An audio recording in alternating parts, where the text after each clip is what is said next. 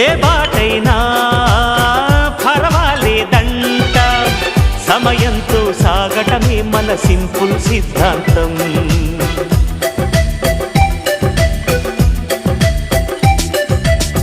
చిరుగాలికి పరిమళమిచ్చే సిరిమల్లెల వనమై ఉందాం, గగనాన్ని నేలను కలిపే హరివిల్లుల వంతెన అవుదాం. ఆనందం అంటే అర్థం మనమందా, ప్రతి పూట పాతై సాగే హుషారు సరిగమలో. ఎన్నో ఎన్నో రాగాలుండే సంగీతం కాదా, చల్లకి నవ్వుల కేరింత.